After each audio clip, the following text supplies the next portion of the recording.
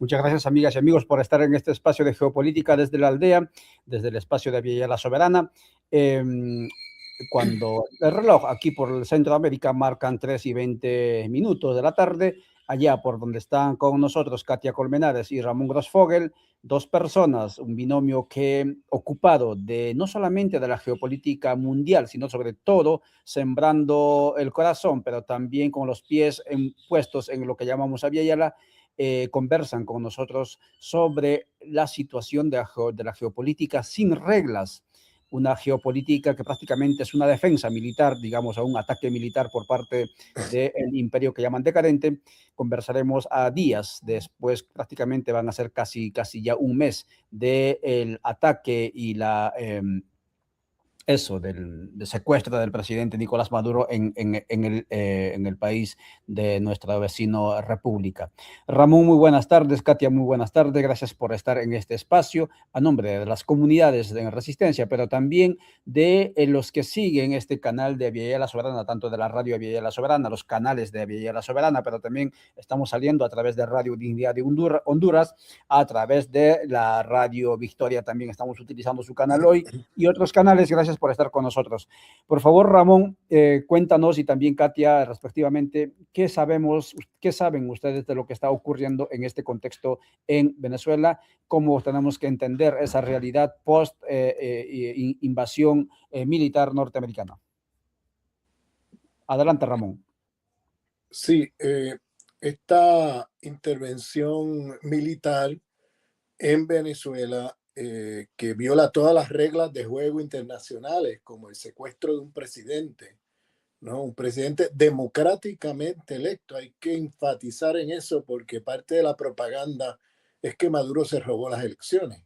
Sin embargo, el mismo día del secuestro, en la conferencia de prensa, cuando a Trump le preguntan por qué no María Corina, pues él prácticamente reconoció que es una persona que no tiene el apoyo del pueblo venezolano, que es un reconocimiento a su vez de que ganó Maduro las elecciones limpiamente de julio del 2024. Por lo tanto, la idea de que se robó las elecciones es uno de esos fake news que han lanzado precisamente para justificar lo injustificable, para crear una imagen internacional de que Maduro es un dictador que se roba las elecciones y todo eso, para que en el momento en que ocurre lo que ocurrió, entonces mucha gente quedarse neutral, no plantarse en solidaridad con el pueblo venezolano y su presidente democráticamente electo contra el imperio, sino quedarse indiferente, ¿no?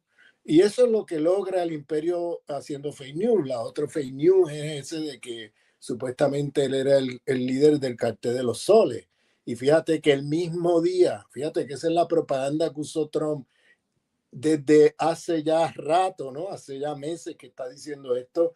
Y el día de la conferencia de prensa, en esa misma conferencia de prensa, el día en que secuestran a Maduro, él enfatiza en que Maduro es responsable de cientos de miles de muertos porque es el que trae drogas a Estados Unidos, específicamente esta droga que hace estas pastillas, ¿no? Que hace adictiva a la gente, que se me olvida el nombre, quizás más adelante Katia puede recordarme el nombre de esa pastilla, pero es una pastilla que acusan a Maduro Fentanilo.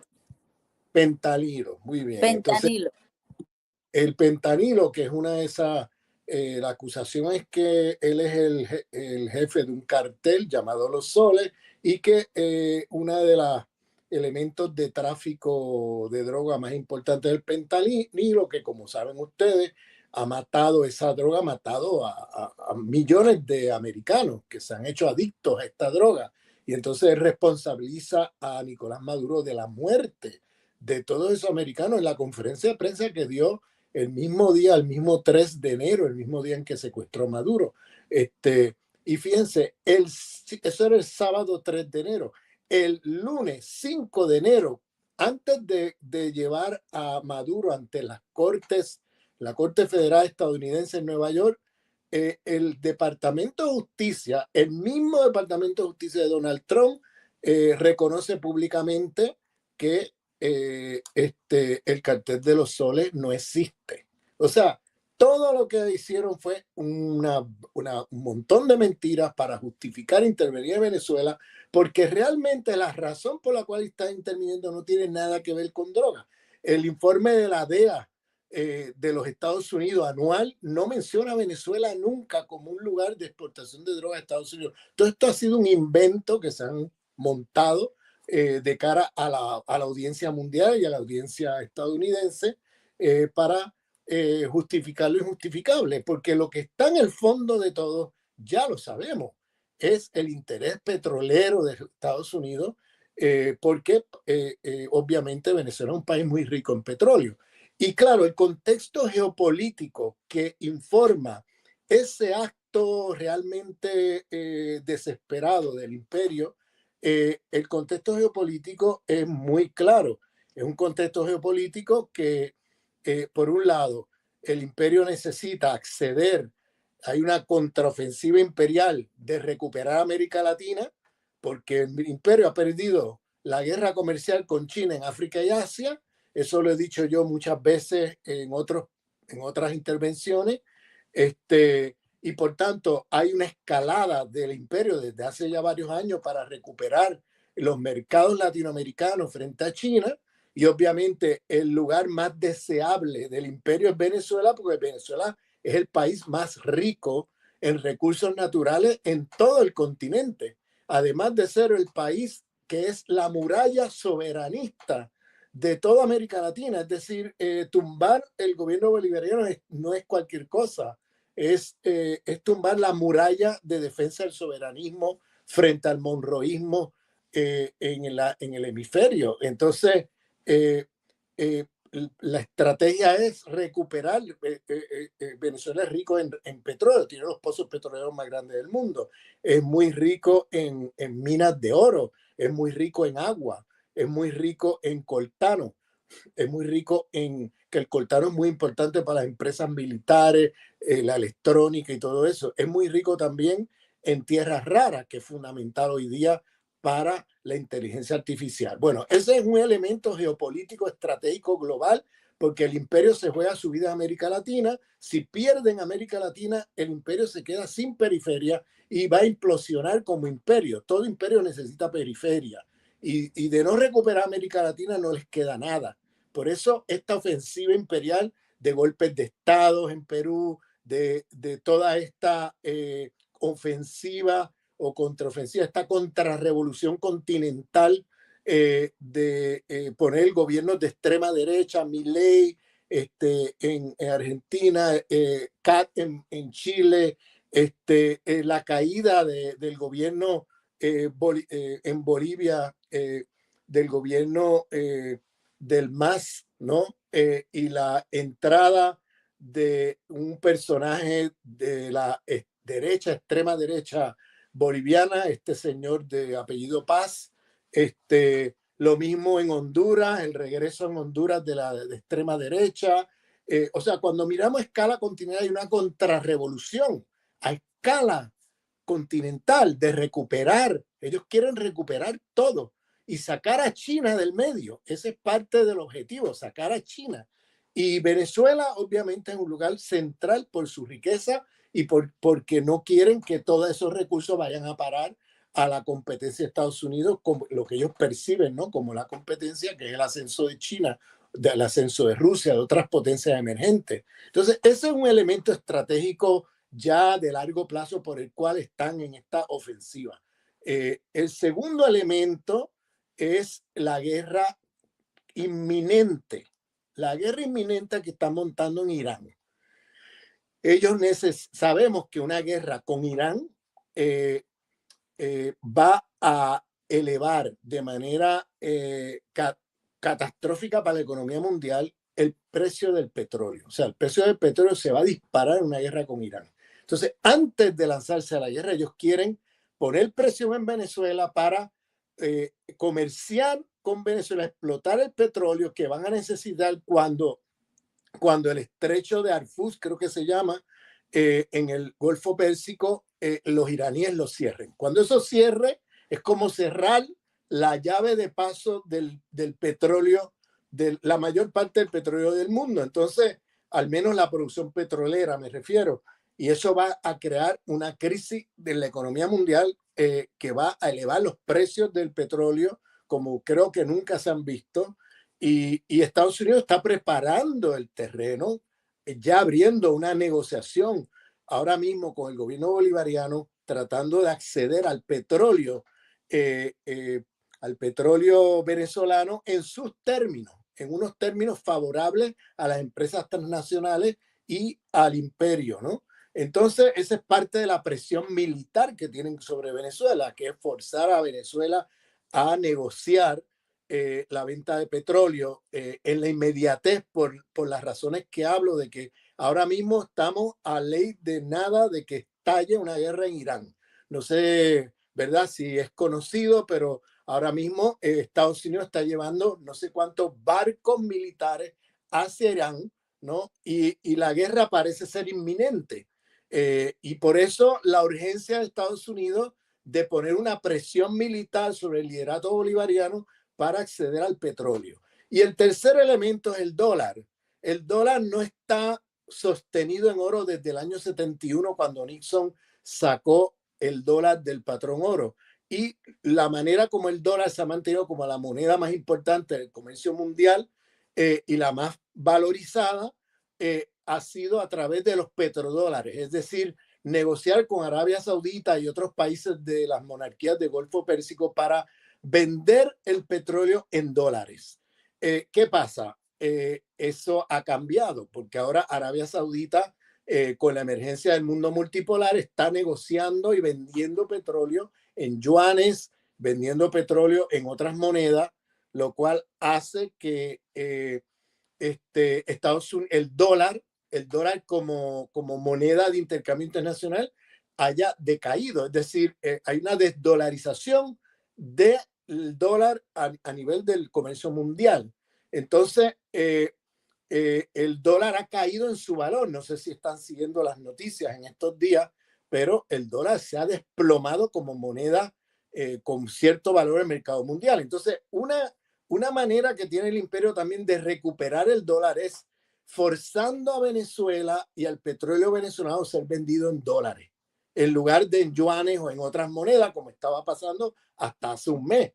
Hasta hace un mes, por el bloqueo que tenía Estados Unidos puesto sobre Venezuela, Venezuela estaba comerciando en otras monedas y no tanto en dólares. Ahora, con la apertura de negociaciones que hay entre Estados Unidos y Venezuela con respecto a la venta del petróleo venezolano a compañías transnacionales, la explotación de ese petróleo en manos de compañías transnacionales americanas, pues la venta de ese petróleo de uno de los lugares que tiene los pozos petroleros más grandes del mundo, la venta en dólares, pues es una manera de ellos tratar de mantener la competitividad del dólar en el mercado mundial, poniendo a Venezuela a vender en dólares y contrarrestar la caída del dólar como moneda de intercambio en el mundo multipolar, sobre todo en Asia.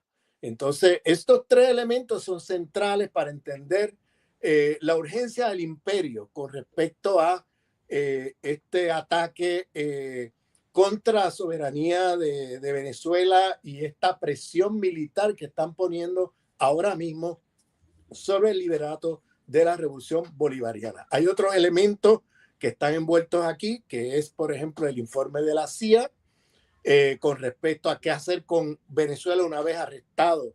Es el término que usa la CIA, ¿no? Arrestado, en realidad un secuestro. Eso es un eufemismo, eso de arrestado. Es un secuestro, pero el informe de la CIA habla de qué hacer entonces con Venezuela una vez secuestran a Maduro. Entonces, eso lo podemos discutir en la próxima ronda de turno, para darle la palabra a Katia. Para estar siempre informado y conocer la realidad de los territorios, ingresa a www.abyayalasoberana.org. Entrevistas, opinión y toda la actualidad en un solo sitio. www.abyayalasoberana.org. Muchas gracias. Ramón Grosfogel conversa en el espacio de geopolítica desde la aldea, en el espacio de www.abyayalasoberana.org, justamente a raíz y en este contexto de una geopolítica fuera de reglas, Katia y Ramón, por favor, antes de irme de la pantalla, bueno, no te vas a ir de la pantalla, te vamos a mantener en escena. Quisiera plantearte esta pregunta y ahora voy con Katia. En este contexto, muchos creían que los actores emergentes de la geopolítica multipolar podrían reaccionar y al parecer no ha habido mayor reacción. Es más, según el último documento que la Secretaría de Guerra de los Estados Unidos sacó el 23, creo que fue, indica que el Indo-Pacífico, especialmente China, no es ya, digamos, un objetivo a atacar, sino simplemente dejar allí que esté, porque al parecer, según ese documento de la Estrategia Nacional de Defensa, no de seguridad, porque el documento de seguridad sacaron el año pasado, e indica que se va a concentrar, se va a enconchar a Estados Unidos en la defensa nacional y en la defensa del continente. En ese contexto, ¿cuál es tu lectura? ¿Por qué los nuevos actores de la geopolítica multipolar no reaccionan o no reaccionaron como se esperaba? Punto número 12, y seguido a ello, ¿cuál es, según tu consideración, crees que la actitud que va a seguir tomando Estados Unidos frente, en el caso, a Cuba? En este caso también está allí amenazado México, y obviamente Petro le dijo, ¿no? Antes que me invadas, mejor nos reunimos. ¿Cuál es tu lectura en este contexto? Pero Katia, voy contigo ahora. En el campo popular, en los movimientos sociales que tú conoces, al parecer no hay suficiente reacción frente a esta nueva fase del imperialismo decadente en el continente. No hemos visto mayor movilización. Palestina prácticamente palestinizó el mundo. Será quizás por el dolor que se ha infligido en aquel territorio, no lo sé. Pero en el caso del continente está la agresión abierta contra Venezuela. Sabemos que vienen por todos los gobiernos, van a imponer gobiernos al capricho de los Estados Unidos. Aquí las reglas, digamos, de la democracia liberal ya se acabó. Creo que el relato, metarrelato, decíamos, de la modernidad ya fue. ¿Por qué considera usted, Katia, no hay mayor movimiento del campo popular en este contexto? Hola, ¿qué tal? Buenas noches, tardes, querido Yantay. Bueno, habría varias cosas que tener en cuenta. Yo creo que efectivamente esta nueva fase que estamos enfrentando, creo que nos ha tomado por sorpresa, digamos, en general a la militancia, a los movimientos, en tanto que los medios de comunicación realmente son hoy un poder avasallante. Creo que no estamos suficientemente preparados para poder hacer frente a lo que está pasando. O sea, creo que en general las izquierdas y los movimientos no hemos trabajado el tema de la inteligencia artificial. O sea, hoy estamos en un contexto en donde la inteligencia artificial está definiendo muchos de los escenarios en los cuales estamos trabajando. Y creo que eso, digamos, es una variable que no hemos trabajado suficientemente, o sea, que no hemos tenido a la vista. O sea, creo que los movimientos hoy estamos mucho más desnudos que nunca ante una vigilancia extrema en la que estamos sometidos. Creo que estamos en un momento en el cual hemos evolucionado una nueva etapa del capitalismo, como un capitalismo a medida, o sea, a medida de las necesidades, ahora sí que más individuales y personales. Esto de que tenemos, ¿no? O sea, en algún momento se pensó, ¿no? Estos libros que aparecieron en la década de los 70, ¿no? Imaginando escenarios posibles en donde había, ¿sabes? Cámaras por todos lados que nos observaban, ¿no? El Big Brother, que después pasó a la pantalla como un ejercicio en el cual, ¿qué harías si de pronto estuvieras todo el tiempo en vivo? Hoy estamos ya llegando a esa realidad, es decir, estamos con cámaras observándonos todos los días, nuestros teléfonos celulares tienen hoy el permiso ya por las propias aplicaciones y eso está programado para activar los micrófonos en cualquier momento. O sea, el hecho de que de pronto se nos ofrezcan, ¿no?, mercancías, cursos a imagen y semejanza de las necesidades que manifestamos cada uno, pues es parte de esa vigilancia a la que estamos sometidos todo el tiempo. Entonces, la inteligencia artificial realmente nos abre como un montón de escenarios nuevos que yo creo que no estamos pensando suficientemente. Simplemente el hecho de no haber pensado los escenarios que se dieron ese fatídico 3 de enero, en donde se desconectaron, ¿no?, las posibilidades, los radares y las posibilidades de defensa de un país que, cuando lo pensamos seriamente, o sea, Venezuela es uno de los países que estaban mejor armados, o sea, con más instrumentos para la defensa, con protocolos, o sea, con una amenaza imperial que estaba ahí, o sea, muy cantada desde hace mucho tiempo. Y sin embargo, o sea, en media hora, en cuestión de media hora, se interviene un país, se llevan a un presidente y de pronto, o sea, quedan como las comunidades, los pueblos, un poco a expensas de qué es lo que puede hacer, ¿no? O sea, hoy el imperialismo.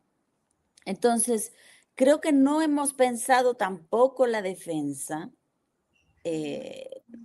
desde estas nuevas tecnologías que tenemos hoy.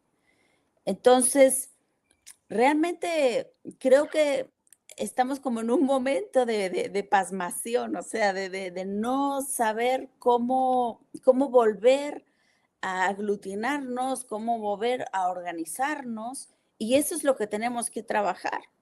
O sea, hay muchas cosas que son como antes. O sea, esto de que se dice de que se acabó el mundo, ¿no?, según reglas, es un poco una pantalla, porque las reglas tampoco se seguían antes. O sea, había mucha simulación.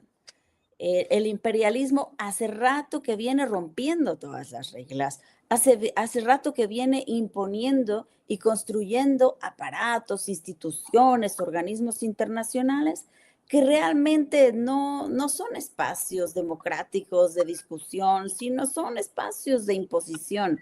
Y esto tiene, o sea, mucho tiempo. O sea, desde la gestación de la ONU, ese organismo pues sirvió siempre para imponer los intereses de Estados Unidos. Entonces, en ese sentido, nada ha cambiado. Lo que ha cambiado es quizá el que se cayeron los telones. Hoy día se hace todo eso con, digamos, con la frente en alto y diciendo sí lo hago. ¿Y qué? O sea, lo hago porque lo puedo hacer, me puedo llevar un presidente. Y justamente hoy estamos enfrentando, ¿no?, ese secuestro terrible del presidente Nicolás Maduro, en donde las acusaciones se caen en pedazos. O sea, no tenemos realmente acusaciones firmes, o sea, se han roto todas las reglas de cuándo acá un presidente puede ser juzgado en tribunales extranjeros, ¿no? O sea, de cuándo acá se puede simplemente tomar un presidente y llevárselo. O sea, no, ha sido todo completamente fuera de las reglas, fuera de las normas. Pero Estados Unidos se mantiene haciendo eso, como se mantuvo también apoyando a Israel en Palestina. Entonces, lo que estamos viendo estos últimos años es como la caída de las máscaras. O sea, el imperio se plantea tal cual él es. Y ahora ya no necesita estarse ocultando, no necesita estar simulando. Y la cuestión es que los pueblos tenemos que empezar a organizarnos, o sea, tenemos que hacer madurar nuestro trabajo político para hacer frente. Y eso también lo vamos a tener que hacer ¿no? En el trabajo cara a cara, pero también lo vamos a tener que hacer en las redes. O sea, tenemos que también desarrollar, yo digo, inteligencias artificiales descoloniales, ¿no? Antiimperialistas, porque vamos a tener que entrar en esa batalla también. O sea, no nos va a bastar solamente el organizarnos en las calles. O sea, tenemos que también pasar a otro nivel de organización, porque también tenemos que tener en cuenta que hoy día estamos cada uno de alguna manera como aprisionados en espacios de comunicación en donde si nos damos cuenta, o sea, estamos aquí, tú, yo, Ramón y toda la gente que nos está viendo, pero hay algoritmos que nos separan a unos y a otros. Y la comunicación va siendo cada vez más difícil porque este video quizá no llegue muy lejos, o sea, porque el algoritmo no nos favorece. Estamos hablando de cuestiones que el imperialismo no quiere que se sepa y eso simplemente nos va a causar pues un problema para poder llegar. Entonces, ¿qué vamos a hacer? O sea, ¿qué vamos a hacer los pueblos para poder romper ese cerco comunicacional? Tenemos que ir construyendo otros mecanismos también. Y fíjate, Ramón me hacía llegar el otro día, ¿no? Y me hacía recuerdo de un video en el cual Enrique Dussel hablaba directamente a Nicolás Maduro, creo que es un video de 2017 por ahí, en donde le decía a Enrique Dussel que había que descolonizar pues todas las áreas, incluso la militar. Entonces decía, bueno, tenemos que abandonar la idea de tener o de intentar tener aviones, porque el imperialismo va a tener muchos más que nosotros, mucho más sofisticados que nosotros. Tenemos que pensar la defensa de manera descolonial. Y fíjate, si algo ha pasado este 3 de enero, es que la digitalización de los sistemas de defensa de Venezuela fueron justamente neutralizados. ¿Por qué? Porque los radares, o sea, las tecnologías ya se pueden de manera remota también interrumpir. Entonces decía Dussel, tenemos que volver a las cosas más elementales. Quizá para la defensa necesitemos bazucas, ¿no? O sea, algo más mecánico, ¿me entiendes? Que no pueda ser intervenido tan fácilmente. Por ejemplo, yo creo que la radio es un medio que tenemos que retomar, que son como medios más básicos, pero que también nos permiten a nosotros brincarnos ese tipo de frenos que tenemos hoy por los algoritmos, porque estamos siendo realmente presas de esa manipulación tecnológica. O sea, la comunicación ya no es diáfana. O sea, tenemos imposibilidades reales para poder llegar a muchos lugares y los altavoces los tiene el imperialismo. Los altavoces, su versión es así, rompe todos los cercos y es así llega, ¿no? A todos los hogares, a todos los celulares, en propagandas, en TikTok. Entonces, ¿cómo vamos a hacer frente a eso? O sea, los pueblos tenemos que ir buscando otros medios de comunicación que no sean tan fácilmente hackeables. Creo que eso es como una red que tenemos que ir construyendo y que vamos a necesitar ir pensándola. Y también creo que va a ser muy importante el hecho de que volvamos a repensar este tema de la unidad, que yo creo que ahí Venezuela está dando un ejemplo enorme a la humanidad. El imperialismo intentó, y lo ha intentado y lo intenta todos los días, romper la unidad del liderazgo bolivariano. Y lo ha hecho metiendo toda esta idea de la traición, de los grupos, y tratando de meter cizaña. Y lo que ha hecho la revolución bolivariana es mantenerse firme, mantenerse unida, mantenerse junta. Y eso en la crítica no es, y en los movimientos no es tan fácil.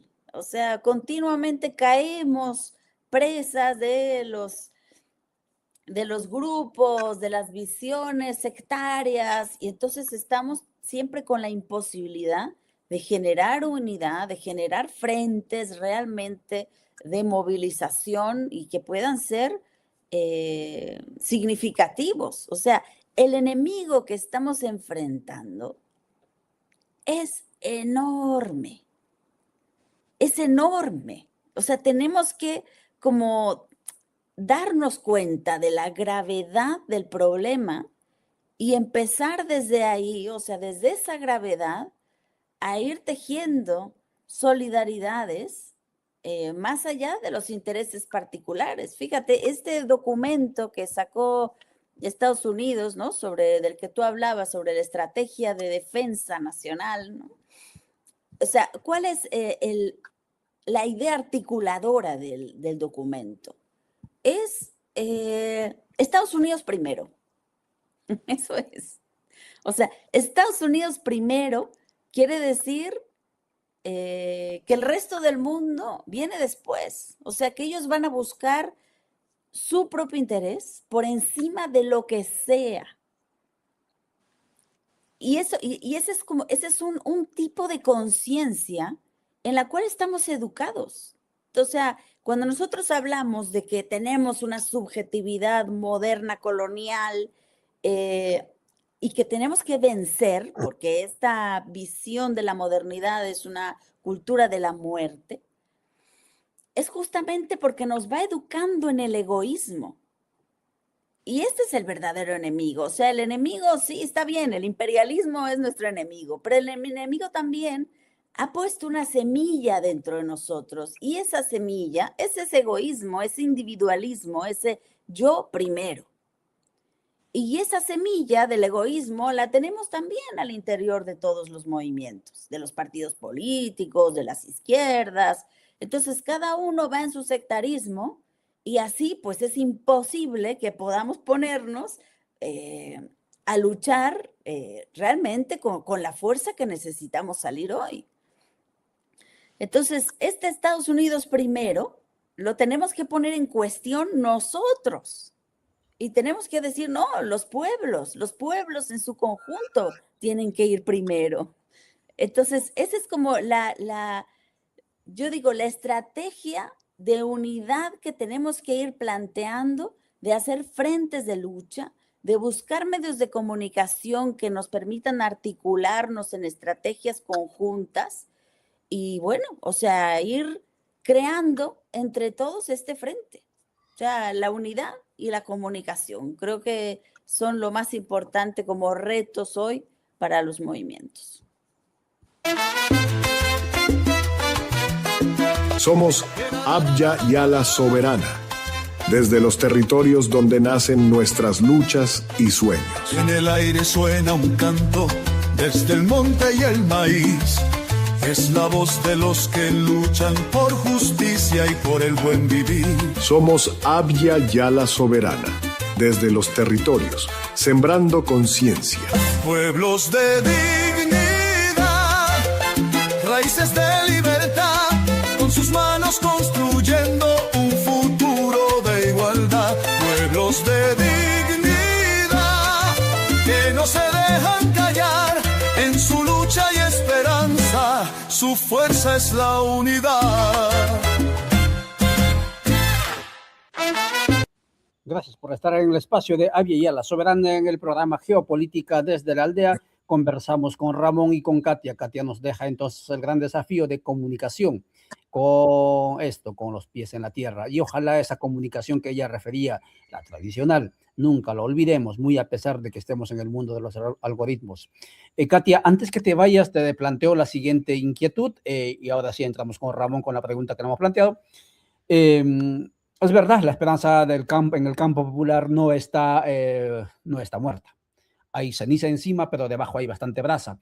Vemos con esperanza Minneapolis, vemos con este movimiento potente, vemos con esperanza los movimientos del campo popular de lo que llamamos Bolivia, que fueron capaces de hacer retroceder todo un decreto que estaba queriendo entregar, digamos, a través de este decreto 5503, 2 semanas atrás, el litio, etcétera, a las empresas transnacionales. Tuvo que retirar el señor Paz Pereira ese decreto. En el caso del Ecuador, por ejemplo, que es otro territorio de los libertarios, aparte de Bolivia, aparte de Argentina, que también tuvo que retirar o perder o aceptar, digamos, la voluntad popular que en las urnas le dijo, aquí no vuelven las bases norteamericanas a el Ecuador. O sea que sí hay puntos donde el campo popular sigue pujando. Ramón, voy contigo, por favor, con la pregunta de qué pasa con los nuevos actores y cuál es tu lectura de de este documento, estrategia de defensa, de ataque, diríamos, de Estados Unidos frente a cualquier agente externo. Sí, mira, yo creo que el punto que hace Katia de la inteligencia artificial tiene muchas dimensiones, pero una de ellas es precisamente por desconocimiento de la izquierda, precisamente se asumió y se presupuso que lo que pasó en Venezuela fue que hubo la traición de parte del liderato.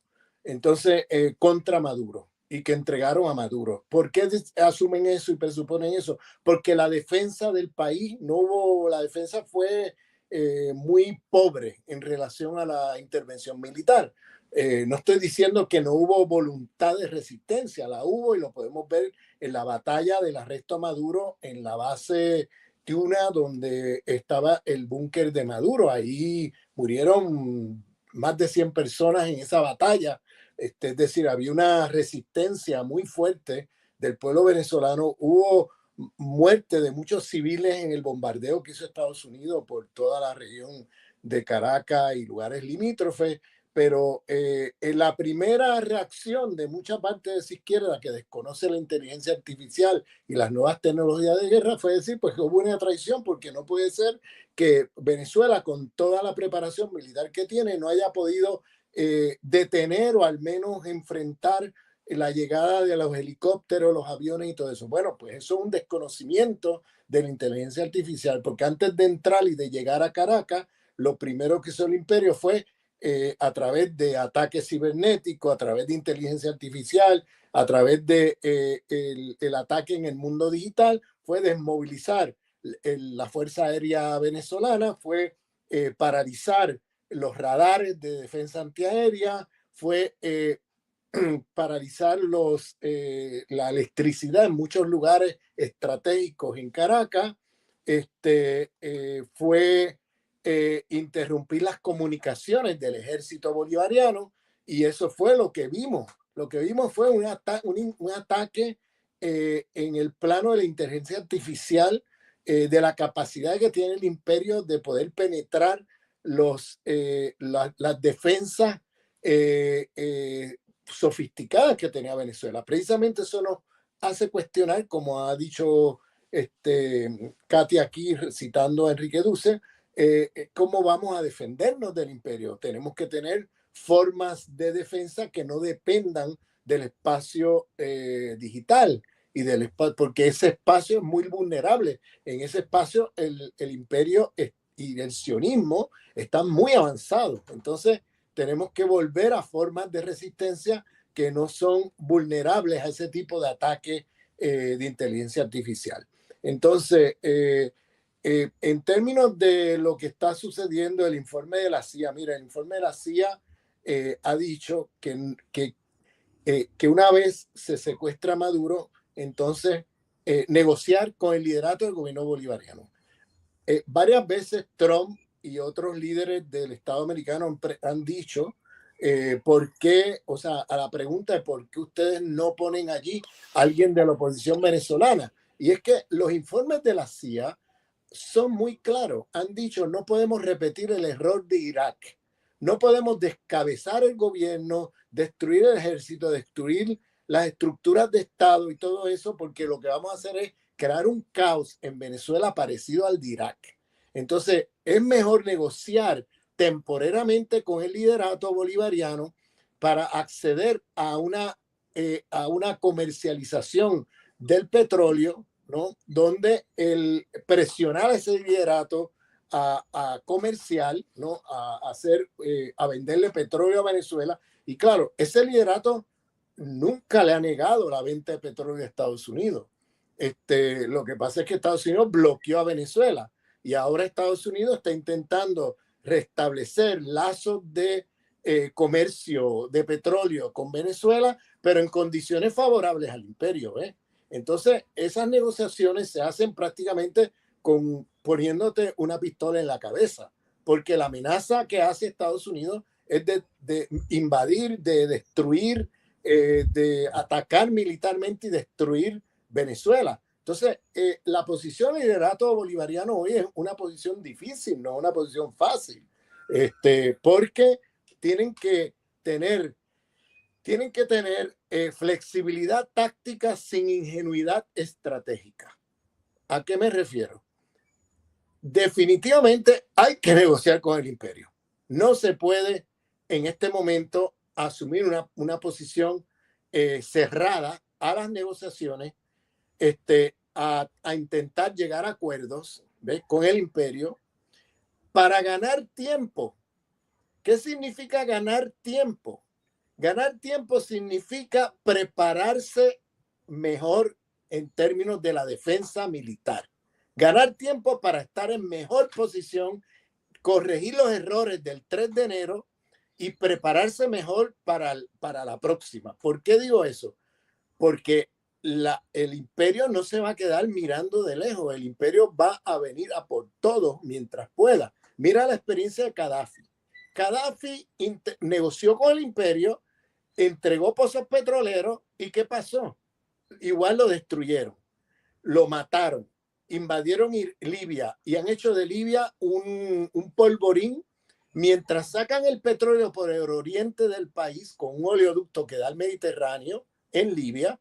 El resto del país está en una guerra civil interminable y entonces han destruido el país mientras se roban el petróleo. En Siria lo mismo, estaban negociando con Assad, le vendieron villas y Castilla y mientras negociaban estaban preparando la caída y el derrumbe de su gobierno. Bien, y la invasión militar que organizaron, que tumbó el gobierno de Assad. Lo mismo con Saddam Hussein. Estaban negociando con Saddam Hussein mientras al mismo tiempo estaban preparando la invasión militar. O sea, lo que quiero decir es que en el imperialismo no se puede confiar ni un tantito así. Estoy aquí citando literalmente al Che Guevara. O sea, no podemos ser ingenuos. Por eso hablo de que el liderato bolivariano, tengo plena confianza en ese liderato, porque es un liderato probado. Ahí no hay traición. Esos son fake news que vienen precisamente de la CIA y del presidente Trump, que desde el primer día en esa conferencia de prensa que he citado ya varias veces, del 3 de enero, estaba insinuando que Delcy Rodríguez, la compañera de Delcy Rodríguez, se había vendido al imperio y que la compañera de Delcy Rodríguez estaba a la merced del imperio. Una cosa totalmente falsa, pero que es para precisamente crear divisiones que hagan que implosione la revolución bolivariana, como pasó en la revolución de la isla de Granada en el año 83, donde los rumores de la CIA llegaron a tal punto que el liderato terminó matándose unos a otros, como pasó en Bolivia recientemente, donde el liderato quedó un rumor para aquí, otro para allá, terminaron divididos y peleados entre ellos y la derecha entró con fuerza en las elecciones pasadas, y como ha pasado en otros lugares. O sea, esto es un clásico de manual de la CIA. Si no puedes contra ellos, bueno, pues mira a ver cómo los tumba a través de una implosión interna, divisiones internas. Y por eso ese relato de la traición lo han lanzado y mucha gente de la izquierda se lo ha tragado. Cuando realmente ahí no hubo ninguna traición, fueron tecnologías militares las que paralizaron la defensa de Venezuela en ese momento, nuevas tecnologías de inteligencia artificial y esas cosas que menciona Katia, y hay que estar preparado para la próxima enfrentamiento, hay que estar preparado para lo peor. Es decir, hay que negociar, ser flexible tácticamente, pero no ser ingenuo estratégicamente. Es decir, no creerte que porque estás negociando con el imperio o porque le hagas ciertas concesiones al imperio, como hizo Gaddafi, como hizo Assad y como hizo Saddam Hussein, que te van a dejar quieto. Es decir, no te creas que porque estás negociando con el imperio no va por todo. O sea, el imperio, si entendemos lo que es el imperialismo no es solamente un sistema económico, es un sistema político, geopolítico, es un sistema militar, es un sistema cultural. Ellos vienen a por todo. Ellos vienen a tumbar el liderato bolivariano y a sustituirlo con un liderato y una élite neocolonial al servicio del imperio, lacayos del imperio. Pero en este momento no lo pueden hacer porque no hay las condiciones para ellos poderlo hacer de inmediato.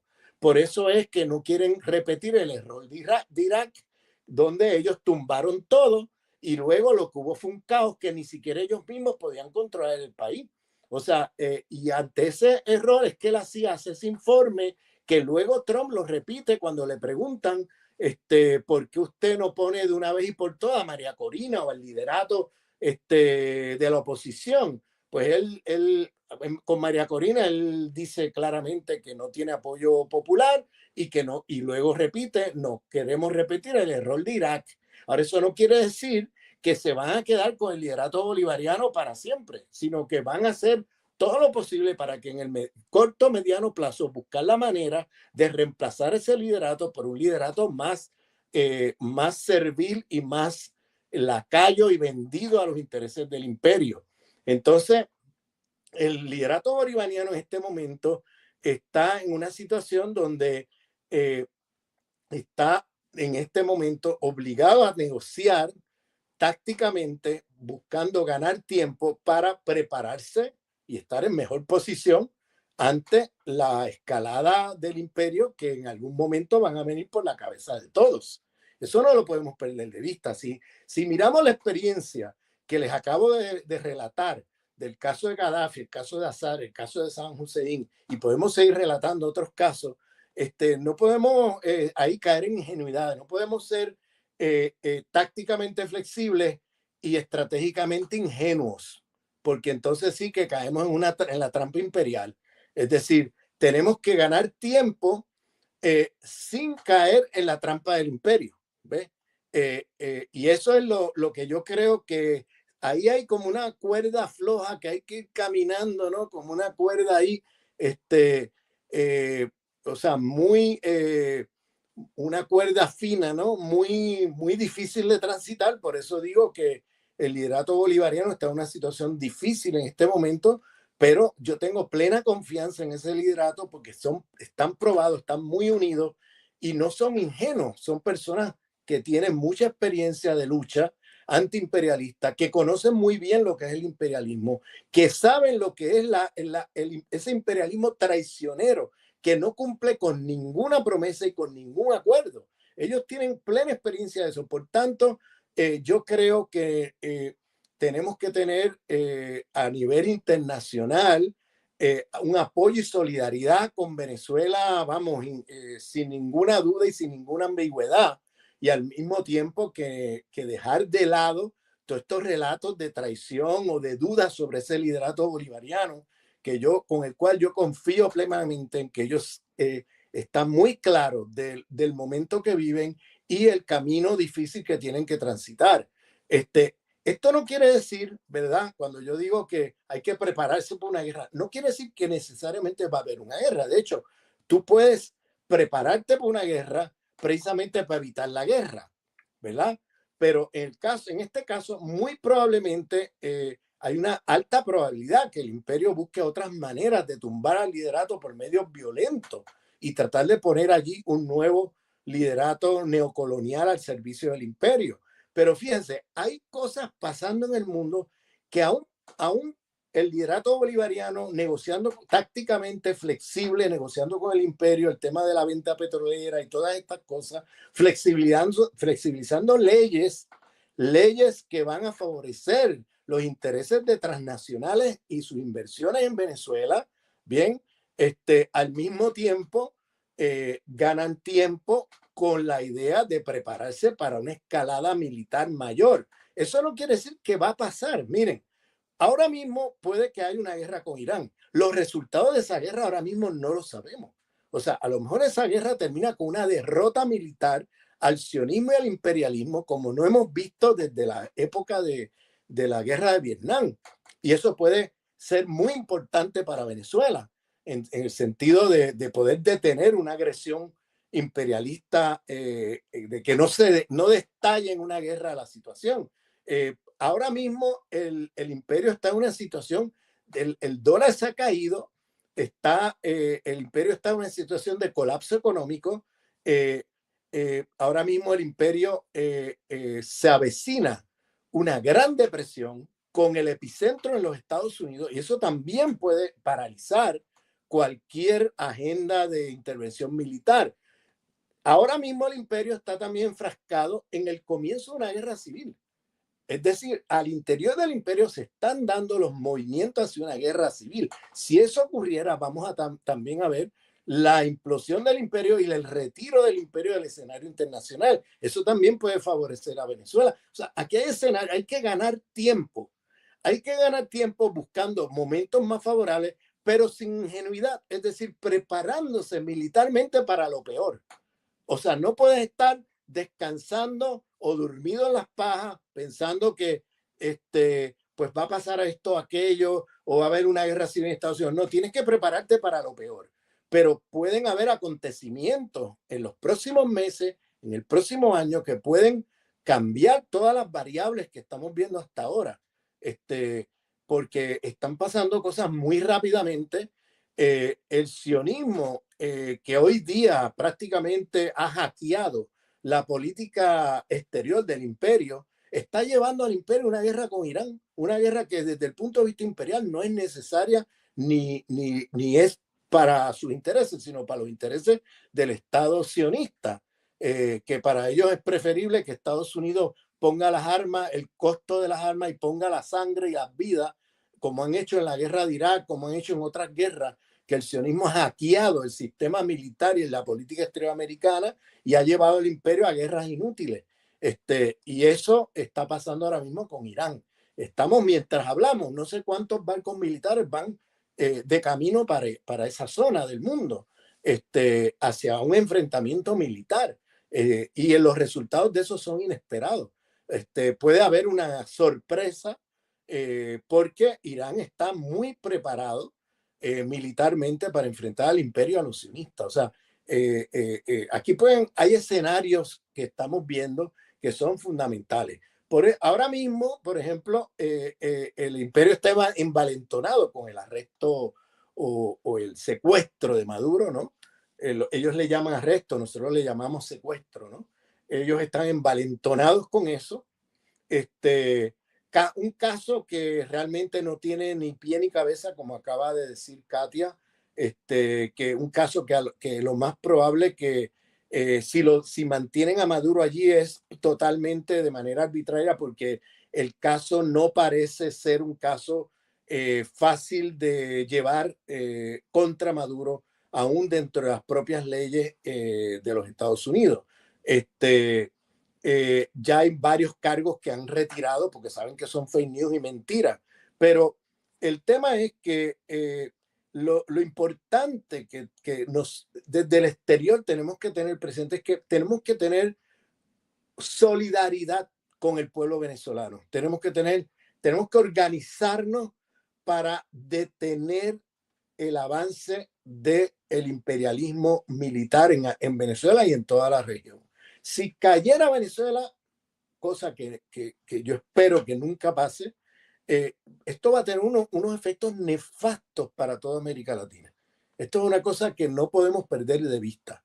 Venezuela es el bastión del soberanismo de América Latina y tenemos que estar en primera fila apoyando al pueblo venezolano, apoyando a la revolución bolivariana y dejarnos de estar especulando desde fuera sobre moviendo y removiendo fake news que el mismo imperio lanza para poner arena en nuestros ojos, ¿no? Para no ser consecuentemente solidarios con Venezuela, con las mentiras de fake news de que alguien traicionó, que el liderato bolivariano ha traicionado, que la negociación que está haciendo el liderato bolivariano es una traición al pueblo y todo este tipo de cosas. Tenemos que tener mucho cuidado ahí, porque en la política siempre tenemos que tener presente el tema de siempre tener flexibilidad táctica, pero claridad estratégica. Eso es lo que nosotros tenemos que tener claro, porque hay momentos de la coyuntura de las relaciones de fuerza donde tienes que hacer concesiones, tienes que dar un paso atrás para poder dar dos adelante más adelante, ¿entiendes? Entonces, son elementos de relaciones de fuerza donde tienes que ganar tiempo. Por eso la táctica siempre tiene que ser, la táctica siempre tiene que ser flexible. La negociación de la venta de petróleo de Estados Unidos tiene que tener una flexibilidad dentro de ciertos principios mínimos, dentro de cierta coherencia, ¿no?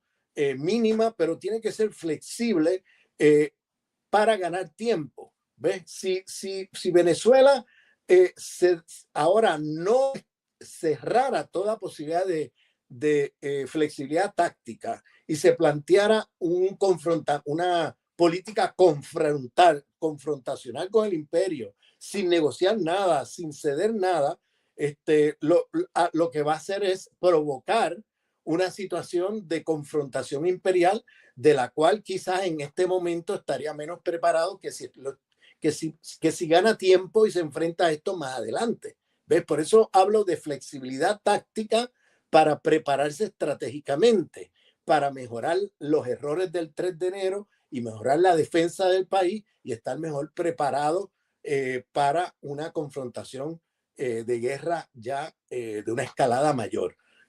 Lo cual al mismo tiempo digo no quiere decir que va a pasar. Puede que no pase por los escenarios que ya he descrito, que puede ser que pasen cosas que hagan que el imperio no tenga la capacidad de poder intervenir. Ahora, hay un escenario que para el imperio sería menos costoso y más viable, que es partir a Venezuela, hacer lo que hicieron en Libia, agarrar la zona oriental de Venezuela, donde la Guyana, que es un gobierno vendido a la ExxonMobil, está haciendo reclamos sobre el Esequibo, y el Esequibo directamente te lleva a la Franja del Orinoco, que es la parte de los pozos petroleros más grandes del planeta Tierra. Entonces, y de camino están las minas de oro de Venezuela. Entonces, con poco número de soldados, el imperio pudiera fragmentar Venezuela y agarrar un pedazo de tierra, como han hecho en Libia, y el resto del país ponerlo en una situación de ataque, de bombardeo, de destrucción, ¿no? Incluso de tratar de provocar una guerra civil, como ha pasado en Libia, etcétera, ¿no? Mientras el polvorín está prendido en el resto de Libia, en una guerra civil que es interminable. Por el otro lado está el imperio controlando los territorios petroleros, el oleoducto que va al Mediterráneo y sacando el petróleo del país. Y un escenario así pudiera pasar también en Venezuela. Y entonces hay que estar preparado para esos escenarios, para poder defenderse y estar en alerta ante este tipo de posibilidades, ¿no? Pero eso estoy convencido que el ejército bolivariano, las milicias populares y el gobierno bolivariano tienen muy claro este posible escenario, que sería para el imperio más económico hacer este tipo de cosas que invadir el país como hicieron en Irak con 200,000 soldados. O sea, eso ya es una guerra de larga duración, que el imperio no tiene las de ganar y que van a haber muchas bajas de soldados del ejército del ejército americano, que va a generar mucha presión dentro del imperio.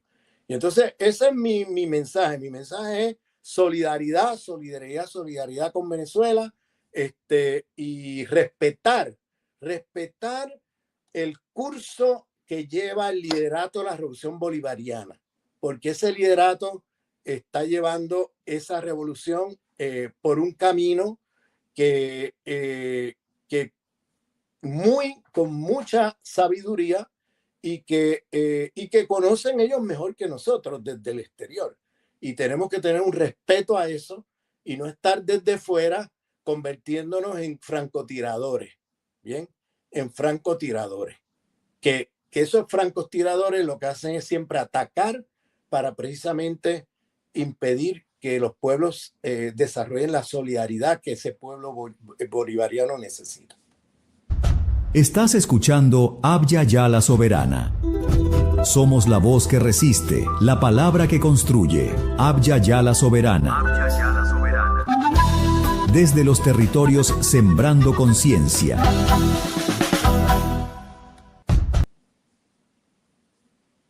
Muchas gracias, Ramón. Ramón Grosfogel en el espacio del www.avialasoberana.org, justamente en este contexto geopolítico, sin diplomacia, sin guante, como dijo Katia Colmenares, pues sin mayor teatro, directamente a eso, como los criminales, a tomar lo que les viene en gana. Y claro, ahí viene el tema de lo que le hacíamos la pregunta a Katia.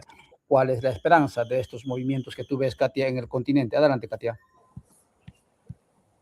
Sí, bueno, yo quisiera retomar esta idea que ha desarrollado Ramón, porque yo creo que esa es la clave de todo, ¿no? La solidaridad.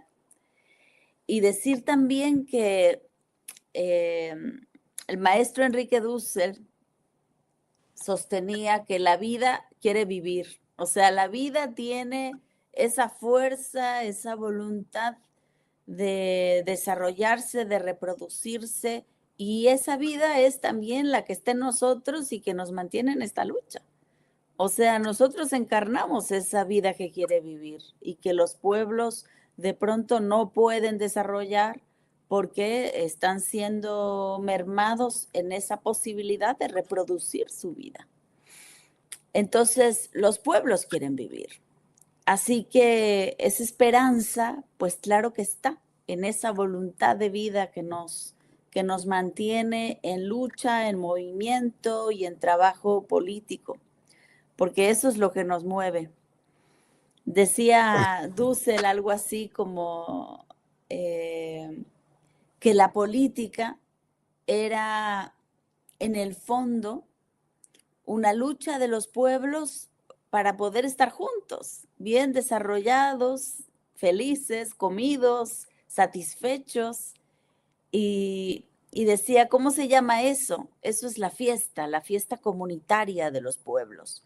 Es decir, el fin de toda la política es esa fiesta comunitaria en donde estamos satisfechos, plenos, donde se logra la comunidad en plenitud. Y entonces, en el fondo, eso es como el fin último de la política. O sea, no hay más allá, no hay la lucha del propio, de la búsqueda del propio interés, sino más bien la construcción de la comunidad política satisfecha. Eso es lo que nos distingue y lo que nos define. Los pueblos luchan para vivir y para estar juntos, plenos, satisfechos, felices. Y los poderosos hacen sus guerras para poder imponerse por sobre los demás. Es decir, esa es la diferencia entre nosotros. Y por eso es que también la corrupción de la política deviene cuando nos volvemos también nosotros agentes de esa búsqueda del propio interés. Ahí es cuando hemos perdido por completo el eje, el criterio, los principios, la ética. Es un filo sutil, porque a veces uno puede en su propio grupo afirmarse políticamente y entonces, digamos, luchar con el de al lado, ¿no? O sea, y entrar en una lucha del propio interés. Y creo que la política que tenemos que ir construyendo, sobre todo nosotros, desde este planteamiento solidario, fraterno y comprometido con la vida, pues es la construcción de frentes políticos, de unión de las luchas. Y esa solidaridad tiene que ser justamente solidaridad en la alteridad, o sea, solidaridad con el otro. Decía Dussel que la Revolución Francesa había sostenido los principios de fraternidad, igualdad y libertad. Y eso parece muy bonito. Es decir, ¿quién podría como ponerse a criticar esos grandes principios que han estado detrás de tantas luchas? Pero decía Dussel, esos principios de la Revolución Francesa no son insuficientes a los pueblos. Y no son insuficientes porque si yo me quedo en la fraternidad, pues me quedo afirmando mi familia, mi hermano, mi compadre, ¿no? O sea, mi grupo. mi secta. Y aquí se trata de construir con el otro, que no es necesariamente parte de mi grupo ni de mi familia. Entonces la fraternidad está muy acotada. Por eso decía Dussel, más allá de la fraternidad, la solidaridad. Ese es un principio realmente crítico, político de los pueblos. Y luego decía, la igualdad, que también puede ser como un valor muy importante, sobre todo en espacios donde vivimos tantas desigualdades. Sin embargo, en el fondo, también tenemos distintas luchas y no todos estamos luchando por lo mismo. Así que de pronto hay ciertas igualdades que pueden ser opresivas. O sea, una madre con hijos, pues no simplemente debe ser incluida en el mercado laboral como un obrero más. Tenemos que tener derechos otros, derechos como mujeres, derechos como madres, con tiempo para la crianza, con tiempo para reproducir la vida de la familia. Es decir, no necesito que me tomen igual, ¿no? Como un obrero varón porque no tengo las mismas necesidades. O sea, tenemos que ir pensándonos en lo distinto que somos, ¿no? Cada uno. Entonces, decía Dussel, más allá de la igualdad está la diversidad también, ¿no? La distinción, la alteridad. O sea, el otro es distinto de mí y no necesariamente necesita lo mismo. Así que más que yo decir que al otro se le den los mismos derechos, preguntarle al otro cuáles son las necesidades que tiene. Porque en general, desde el imperialismo y desde la visión eurocéntrica, se establece un lugar de enunciación, un lugar desde donde se ve la realidad, pero ese lugar es un lugar particular, es un lugar que no necesariamente nos es afín a todos. Y por eso es que el modo de vida norteamericano, pues no es el modo de vida de la humanidad, no es el modo de vida que queremos para todo el mundo. Y de hecho, ese modo de vida es inviable, es insostenible para toda la humanidad. Se requerirían 30 planetas tierras que no tenemos, porque está pensado en un alto nivel de consumo, en un lujo que no termina, ¿no? Es la idea del vivir mejor infinito. Siempre se puede vivir mejor, siempre se pueden tener más lujos, siempre se puede tener más. Pero lo que pedimos, ¿no? Desde los pueblos no es el vivir mejor, sino el vivir bien, el vivir de la dignidad. Entonces, estos principios de la Revolución Francesa no son bien insuficientes para pensar las realidades políticas de los pueblos. Entonces, y decía Dussel, ¿no? Más allá de la libertad, la liberación. O sea, porque no se trata de que ahora nos ingresen en un sistema y nos digan, no, aquí puedes funcionar, sino más bien hay veces que los sistemas no nos funcionan para poder nosotros ser quienes somos.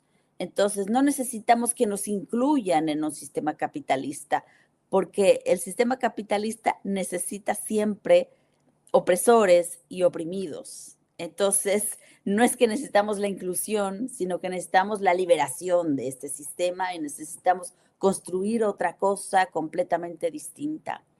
Así que las luchas de los pueblos tenemos que irlas haciendo cada vez más nuestras luchas también. O sea, la lucha de Palestina tiene que ser nuestra lucha. La lucha de Venezuela hoy día tiene que ser también nuestra lucha. La lucha de Minneapolis.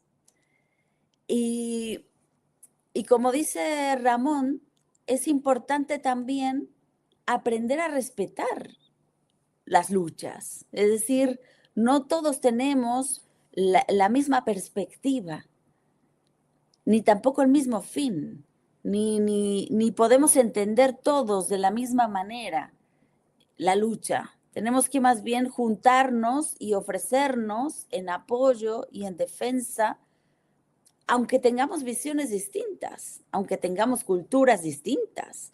O sea, la solidaridad no puede ser una moneda de cambio de acuerdo a afinidades ideológicas. La solidaridad tiene que ser solidaridad en la humanidad. Y aquí hay algo que me gustaría mucho recordar y también enfatizar de por qué la importancia de la revolución bolivariana hoy para la humanidad. Hugo Chávez, poco antes de su muerte, de su trascendencia, él dijo que la revolución bolivariana tenía que dar un golpe de timón. Y este golpe de timón consistía en comunalizar la revolución bolivariana, porque a veces, digamos, se puede pensar dentro de un proceso revolucionario que uno está ya en revolución y sin embargo dejar como intocadas ciertas lógicas que pertenecen a otro tipo de modos de hacer política, y justamente puede ser lo que estamos combatiendo, esto que yo decía, ¿no? La lucha por el propio interés se nos puede colar al interior de las revoluciones y podemos estar en una guerra de todos contra todos al interior de las revoluciones. Y decía Hugo Chávez, tenemos que darle un golpe de timón a esta revolución y tenemos que plantearnos como objetivo la construcción de un Estado comunal, o sea, de hacer que el poder recaiga en las comunas, aprender a ser comunidad, aprender a desarrollar una subjetividad comunitaria. Y ahí pues encaró a sus ministros y dijo, bueno, ¿quiénes de los ministros forman parte de una comuna, ¿no? De una comunidad. Y había pocos que tenían esa experiencia. Y decía, bueno, pues ahora tenemos que hacer que la comunalidad sea el eje de toda nuestra revolución. No podemos solamente pensar que hay un ministerio de las comunas y que el ministerio de las comunas es el encargado de pensar el tema de las comunas, porque el tema de las comunas tenemos que pensarlo transversalmente, tiene que ser el alma de nuestra revolución. Tenemos que desarrollar un espíritu de la comuna. Y él pues emplazó a todos los dirigentes, al pueblo, a avanzar en este golpe de timón de la revolución bolivariana. Y él se fue y se quedó este encargo. Y este encargo se ha tomado con mucha seriedad por el liderazgo que vino después. Y Nicolás Maduro ha sido el gran impulsor de las comunas en Venezuela, que son realmente un fenómeno que a mí me gustaría muchísimo que la gente se enterara. Yo les invito a que busquen información, a que se metan a las páginas, a buscar en YouTube, el Ministerio de las Comunas, lo que se está haciendo, porque hay experiencias increíbles de producción, de poder, de gestión, de administración, de producción científica desde la comuna. Entonces, pensando precisamente en esta esperanza que vamos construyendo entre todos, de esta vida que quiere vivir, tenemos que recordar que la vida es comunitaria. O sea, no hay ningún organismo en este planeta Tierra que se autorreproduzca a sí mismo de manera insulada, aislada del mundo, sino que todos somos parte de una gran comunidad y todos somos alimento y dependemos unos de otros y estamos en una relación de reciprocidad necesaria y de codependencia. ¿Por qué no decirlo? No tenemos que tenerle miedo a esta palabra, de una codependencia vital. Y esto es la comunidad. Entonces, en la medida en que la humanidad se ha olvidado de ser comunidad, pues entramos en esta de guerra de todos contra todos, porque no olvidemos, la corrupción es volverse individuo, la corrupción es la búsqueda del propio interés, el egocentrismo, el egoísmo. Así que la revolución bolivariana nos viene a recordar el fin último de la humanidad. Tenemos que volver a ser comunidad y por eso esta solidaridad de los pueblos tiene que mantenerse como un eje de lucha constante de todos los movimientos.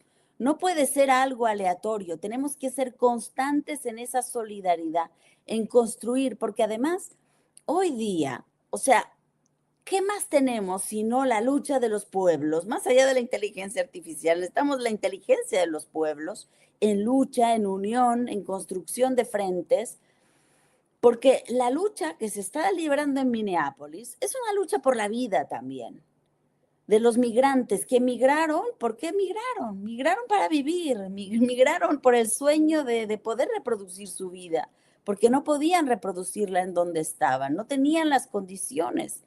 Así que la lucha del migrante es también una lucha por la vida. La lucha de Venezuela y la búsqueda de su soberanía es una lucha por la vida. Entonces tenemos que ir construyendo estos ejes solidarios y tenemos que ser muy militantes en este trabajo, porque el enemigo está muy claro en lo que quieren y utilizan todo el tiempo el discurso de manera totalmente encubridora y al revés. Ahora resulta, ¿no?, que Donald Trump, flanqueado por Javier Milei y por Netanyahu, están construyendo un consejo de paz. Un consejo de paz, pero es un consejo de paz, como decía en este documento que acaban de publicar de Defensa Nacional, dice: apoyaremos una política de paz verdadera mediante la fuerza. Esta es la paz. La paz del silencio, la paz del cementerio, esa es la paz que quiere construir Donald Trump y Netanyahu. Y sobre ese cementerio es que van a construir sus grandes resorts y su ciudad de grandes rascacielos para construir un modo de vida norteamericano en Palestina. Eso no es lo que quiere la gente, eso no es lo que quieren los palestinos. Entonces tenemos que solidarizarnos con esa lucha, no podemos quedarnos en ese silencio del cementerio. Tenemos que trabajar en esa solidaridad y mantenerla. Y cada vez que podamos hablar de ello y ponerlo en evidencia, porque no hay nada como más importante que esta lucha por la vida. Y esa lucha por la vida, pues es la lucha de los pueblos. Somos comunidad. Todas y todos dependemos de los demás. Nacemos como fruto del encuentro de nuestros padres. Vivimos y convivimos alimentados, vestidos, cuidados por lo que otros producen. Hasta cuando morimos somos y seguimos siendo comunidad porque nadie se entierra a sí mismo. Somos seres comunales. La modernidad, con la finalidad de hacer dinero, nos hizo creer que somos individuos capaces de emprender y producir solos. Ese individualismo moderno. Muchas gracias, Katia Colmenares, por semejante mensaje y sobre todo convocándonos a la acción cotidiana que nos dejas en esta tertulia, en esta entrevista. Gracias, Ramón, gracias, Katia, y gracias, amigas y amigos, por este abordaje que hemos tenido en esta tarde. Allá donde están ellos, nuestros invitados, ya es casi medianoche. Y pues muy a pesar de eso, ellos están dispuestos a seguir reflexionando, a seguir dándonos elementos para comprender nuestra historia, nuestro mundo, y en consecuencia también seguir organizándonos, seguir haciendo acciones colectivas y también familiares para construir caminos de liberación y de descolonización. Ramón, muy buenas noches. Katia, muy buenas noches. Muchas gracias por vuestro tiempo. Y amigas y amigos, esto ha sido Geopolítica desde la Aldea. Hasta aquí compartimos Geopolítica desde la Aldea por Abya Yala Soberana. Abya Yala Soberana.